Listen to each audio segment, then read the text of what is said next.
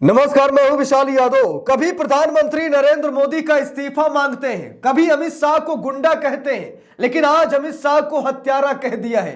भाजपा नेता सुब्रमण्यम स्वामी आए दिन फायर हुआ करते हैं, लेकिन ये समझ में नहीं आता कितने बड़े बड़े आरोप लगाते हैं और ये सरकार कुछ बोलती क्यों नहीं है।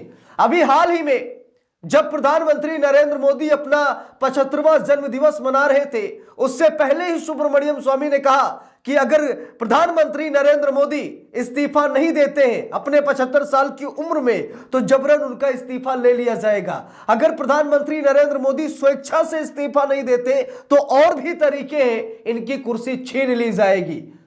अभी हाल ही में सुब्रमण्यम स्वामी ने कहा कि अमित शाह तो गुंडा है, अमित शाह जजों की खोपड़ी तक तुड़वा चुका है। अभी हाल ही में सुब्रमण्यम स्वामी ने कहा, लेकिन आज इनका एक नया बयान सोशल मीडिया पर तहलका मचा रहा है। दोस्तों, हम सभी लोगों को मालूम है कि जज लोया अमित शाह को कटघरे में खड़े कर चुके थे। अमित शाह बुरी तरीके से फंस गए थे। जज लोया ने अमित शाह को जेल भेजने की प्लानिंग भी बना ली थी, लेकिन अचानक खबर आती है कि जज लोया की मौत हो गई। सरकारी कागजात ये बताते हैं कि हार्ट अटैक आया, लेकिन परिवार आज भी कह रहा है कि उनकी हत्या हुई। उनके शरीर पर उनके चश्मे धंसे हुए थे, शरीर पर चोट के निशान थे, लेकिन सरकारी कागज कुछ और ही बता रहे थे। इस मामले में अमित शाह को मुख्य आरोपी भी बनाया गया था, लेकिन जैसे जैसे मामला बढ़ता गया, अमित शाह को क्लीन चिट मिली। अमित शाह पूरी तरीके से मामले में बच गए, क्योंकि हो सकता है कि सरकार का दबाव पूरी तरीके से काम किया, अमित शाह बच गए। लेकिन दोस्तों, अब गड़े मुर्दे उखाड़ने का काम भाजपा नेता सुब्रमण्यम स्वामी कर रहे हैं। सुब्रमण्यम स्वामी ने कहा कि हमारी पार्टी में सब लोग मानते हैं। देख लीजिए, सुब्रमण्यम स्वामी का बयान है। सुब्रमण्यम स्वामी कह रहे हैं कि हमारी पार्टी में सब लोग मानते हैं कि जज लोया की हत्या अमित शाह ने करवाई थी। देख लीजिए, सुब्रमण्यम स्वामी बीजेपी नेता इस बात का दावा ठोक रहे हैं कि हमारी पार्टी में सब लोग ये जानते हैं, सब लोग ये मानते हैं कि जज लोया की हत्या अमित शाह ने करवाई थी। अभी हाल ही में इनका बयान आया था, अमित शाह तो गुंडा है, अमित शाह तो गुंडा है, वो जजों की खोपड़ी तक तुड़वा चुका है।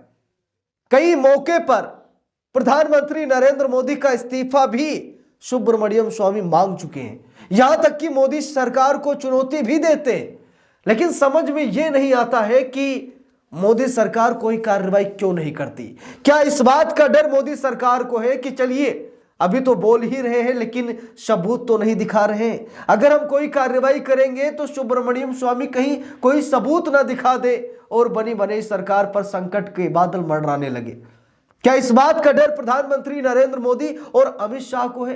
क्योंकि हर एक प्रेस कॉन्फ्रेंस में, मैं भी चाहूंगा उनका जो इंटरव्यू होता है, प्रेस कॉन्फ्रेंस नहीं, जो पॉडकास्ट होते हैं या फिर इंटरव्यू होते हैं सुब्रमण्यम स्वामी के, हर एक पॉडकास्ट में, हर एक इंटरव्यू में वो एक नया चौंकाने वाला खुलासा ही करते हैं।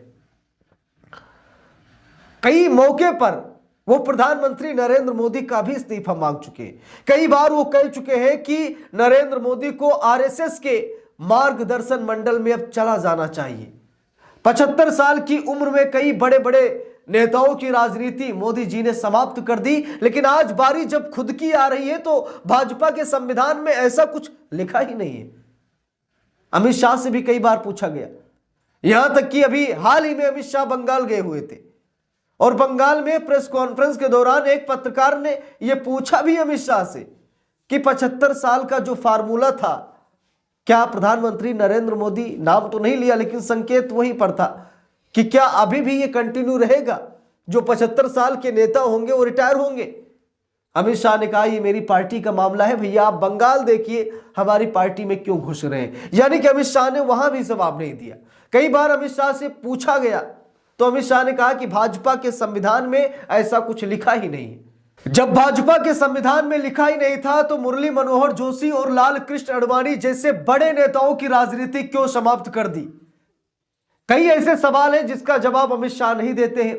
यहां तक कि फर्जी डिग्री को लेकर भी कई बार भाजपा के कई नेता सामने निकल कर आए, मोदी की डिग्री पर भी उन्होंने टिप्पणियां की। लेकिन खैर छोड़िए, भाजपा की सरकार है, प्रधानमंत्री नरेंद्र मोदी हैं, तो कहीं ना कहीं उन्हें बचाने के भी बहुत सारे षड्यंत्र रचे जाते हैं। अब देखना यह है कि क्या अमित शाह, सुब्रमण्यम स्वामी ने जो ये बयान दिया है कि अमित शाह ने जज लोया की हत्या करवाई है, क्या अमित शाह इसका जवाब देंगे? क्या अमित शाह सुब्रमण्यम स्वामी से कहेंगे कि बस बहुत हो गया, आए दिन आप सरकार की बुराई करते हैं, आए दिन आप प्रधानमंत्री नरेंद्र मोदी को टारगेट करते हैं, आए दिन हमें टारगेट करते हैं, बस सुब्रमण्यम स्वामी बस बहुत हुआ? क्या कहेंगे अमित शाह? क्या अमित शाह फोन करके धमकाएंगे, डराएंगे सुब्रमण्यम स्वामी को? लेकिन दोस्तों अभी तक ऐसा कभी नहीं हुआ। सुब्रमण्यम स्वामी एक ऐसे अकेले नेता है भाजपा के, जो भाजपा के शीर्ष नेताओं की पोल खोलते रहते हैं, जो सच्चाई है बोलते रहते हैं, आरोप लगाते रहते हैं, लेकिन कार्रवाई के नाम पर कुछ नहीं होता। बाकी हमने कई ऐसे लोगों को देखा है जिन्होंने सरकार की आलोचना की तो उनका क्या हासिल किया गया।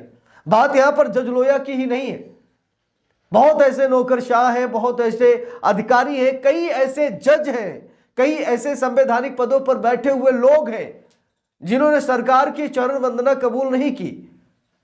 उन्होंने हर एक मौके पर संविधान को माना, चाहे सरकार किसी की भी रही हो, उन्होंने लड़ाइयां लड़ी, लेकिन किसी को उठाकर जेल में डाल दिया गया, किसी की हत्या हो गई, किसी की मौत हो गई, क्या हुआ कैसे हुआ, यानी कि ये सब कुछ हम सभी लोग देख रहे हैं। और अमित शाह को लेकर तो क्या ही चर्चा करनी।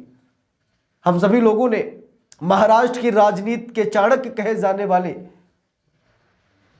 शरद पवार ने कहा था, ये तो तड़ीपार है, बहुत ही खतरनाक है। ये जब गुजरात का गृह मंत्री हुआ करता था तो गुजरात की कानून व्यवस्था चरमरा गई थी, दुर्भाग्य से देश का गृह मंत्री बना बैठा है। ठीक है, तो अमित शाह को लेकर मतलब तरह तरह की बातें हुआ करती हैं। साल 2010 में सुप्रीम कोर्ट ने अमित शाह को गुजरात से बैन कर दिया था कि 2 साल यहां दिखाई मत देना। वो तो अच्छा हुआ केंद्र में मोदी सरकार आ गई, अमित शाह को क्लीन चिट मिल गई, नहीं तो सोहराबुद्दीन शेख फर्जी मुठभेड़ मामले में अमित शाह तो बहुत बुरे फंस गए थे। तो बात यह, कई मौके पर अमित शाह फंसे लेकिन कई मौके पर बच गए। उनकी सरकार है, मोदी जी मेहरबान है, गुजराती जोड़ी है, तो ठीक है, सारे अपराध माफ कर दिए जाते हैं। लेकिन जरा सोच कर देखिए, मैं आप सभी लोगों से कहना चाहूंगा, जरा सोच कर देखिए जिस दिन सरकार बदलेगी क्या हाल होगा। आज विपक्षी नेताओं को परेशान किया जा रहा है, आज ईडी सीबीआई उनके पीछे लगाई जा रही है। राहुल गांधी की नागरिकता पर देश का सबसे बड़ा मुद्दा बना तैयार है। ममता बनर्जी, चुनाव नजदीक आ रहा है, ममता बनर्जी के पीछे ईडी को लगा दिया गया, सीबीआई की मांग की जा रही है, सुप्रीम कोर्ट में मामला चल रहा है। यानी कि जरा देख लीजिए कैसे तानाशाही और बल के दम पर राजनीति का नया इतिहास रचा जा रहा है। आप सभी लोग सरकार की इन हरकतों को देखकर अंदाजा लगा सकते हैं। तो यह भी सोच सकते हैं कि जब सरकार बदलेगी, जब समय करवट लेगा, तब क्या होगा इनके साथ, आप लोग अंदाजा लगा सकते हैं। बाकी आप सभी लोगों की क्या राय है सुब्रमण्यम स्वामी के इस बयान पर, कमेंट बॉक्स में जरूर बताइएगा। वीडियो को लाइक शेयर, अगर चैनल पर नए हैं सब्सक्राइब करके सपोर्ट कीजिएगा। मिलते हैं दूसरी वीडियो में, तब तक के लिए बहुत बहुत धन्यवाद।